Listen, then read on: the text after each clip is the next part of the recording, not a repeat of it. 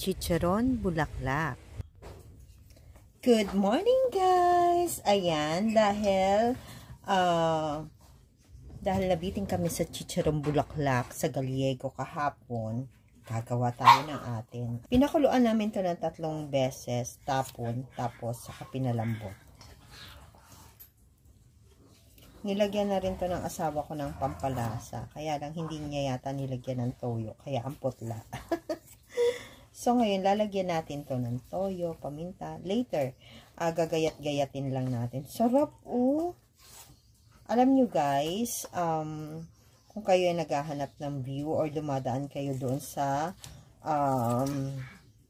ano ba street yun? Ligaya Drive. Try nyo kumain sa Gallego. Yung lugar naman is, huwag na kayong maghanap ng magandang lugar. Kasi, pang vegetarian lang talaga yung lugar na yun. Pero, okay ka sa view. Sa view ka na lang bumawi. Tsaka sa mga mababait na staff. Doon. Welcoming naman sila doon.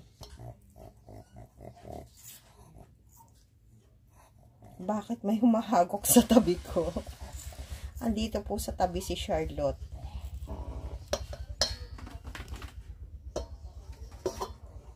Ayan po si Charlotte, oh. Ayan po si Charlotte. Ayan, lalong liliit ito mamaya pag naluto na natin. So, right now, lagyan natin ng paminta. Ayan. Lagyan din natin siya ng betchin.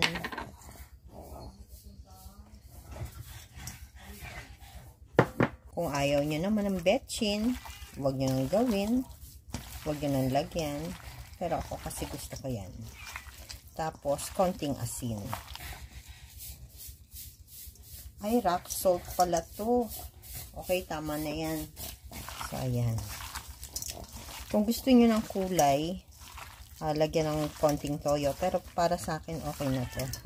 Huwag na lang natin lagyan ng toyo. Alright?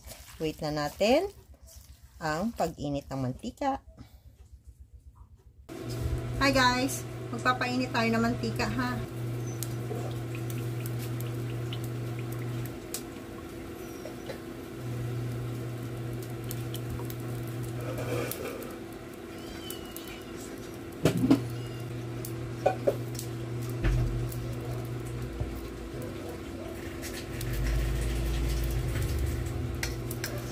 Okay lang kahit hindi pa mainit ang mantika kasi ito-double fry natin yun.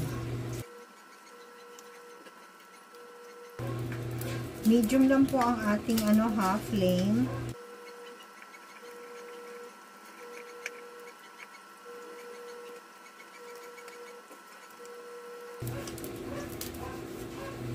Okay lang yan na medyo puno kasi liliit pa naman yan.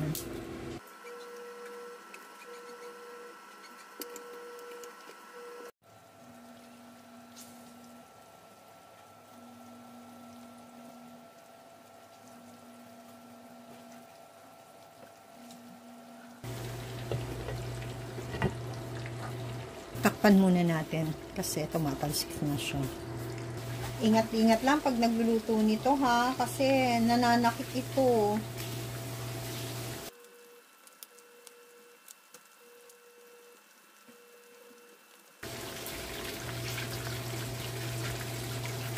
Nakakatakot lutuin pero napakasarap.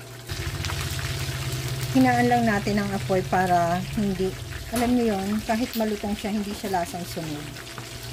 Yung iba kasi pag lasang sunog na. Yan guys, tatanggalin na muna natin siya. Then is the second fry natin siya, ha.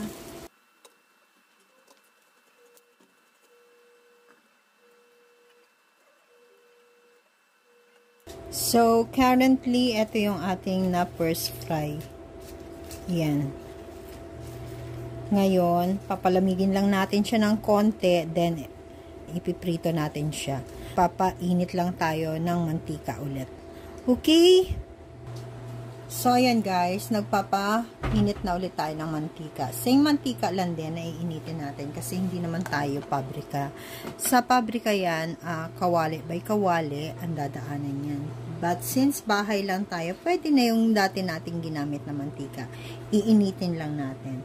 So, yung ating chicharon, yung ating chicharon bulaklak is malamig na. Malamig to touch na. Kaya ng hawakan. Pwede na yan. Pwede na yang iprito ulit. Yan, okay? Ngayon, check natin kung yung ating mantika is mainit na by soaking this skewer. Yan. Konting bula lang ang nakuha natin. So, hindi pa siya masyadong mainit. Check natin kung okay na yung ating oil. Uy, okay na. Pwede na natin ilagay yung ating chicharon bulaklak for second frying. Ayan. Ayan.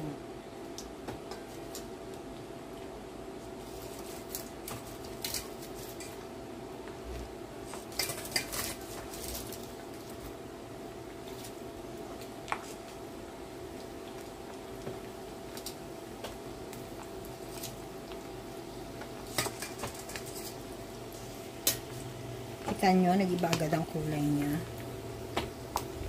Konting halo-halo lang.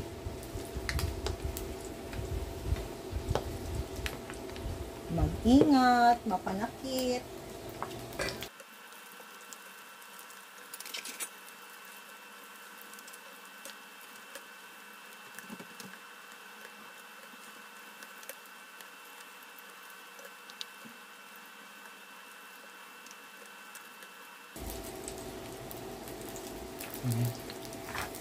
Okay na.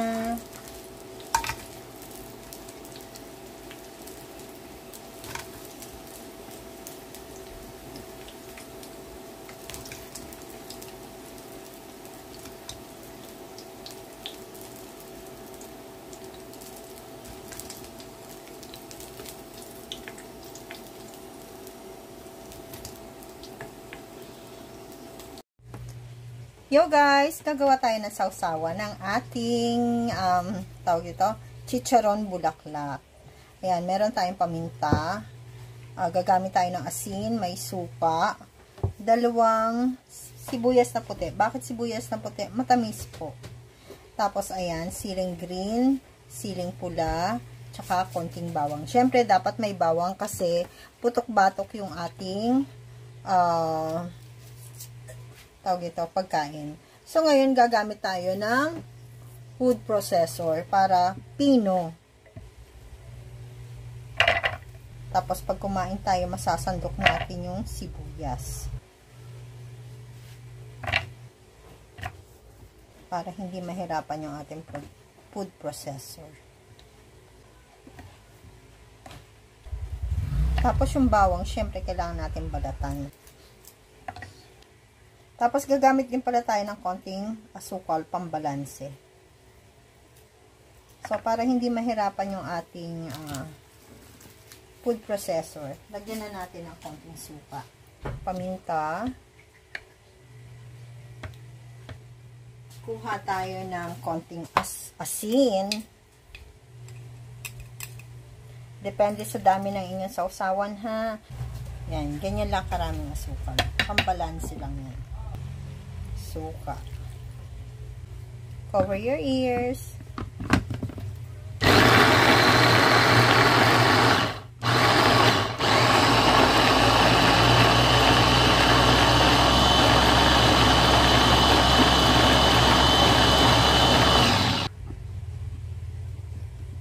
Yan. So, ilalagay na natin sa isang mangkok. Siyempre, dadagdagan natin ng suka. Kung gusto niyo naman mas spicy, mas dagdagan niyo yung siling pula. But for me, it's okay na. Yes. Siyempre, maninimo tayo. Yan, ganyan. Kung wala naman kayong food processor, pwede nyong gamitin ang paghihiwa ng maninipis. yung ating sausawan. Pwede rin to sa tawag ito. Pwede rin to sa mga crispy pata, kung gusto nyo. So, tikman na natin. Ang sarap. Hey guys, ito na po ang ating finished product ng ating chicharon bulaklak. Yes. Kung nagustuhan nyo ang video na to, please click like, share, and subscribe na po kayo sa channel ko if you haven't subscribed yet.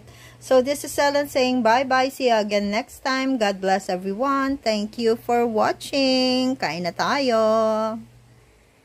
So, guys, tikiman time. Ayan. Isawsaw natin dito sa ating anti-putok-batok na sausawan. Ayan, may pangalan na siya. So guys, ayan. Isawsaw na natin siya sa ating anti-putok-batok na sausawan. Ayan.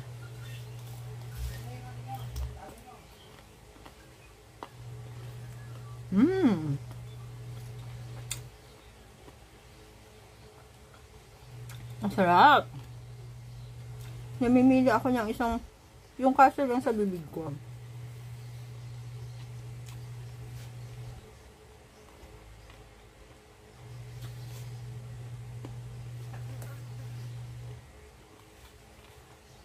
Ang lasa. Ganun daw.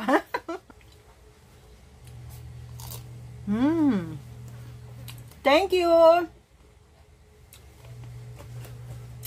Please like and subscribe.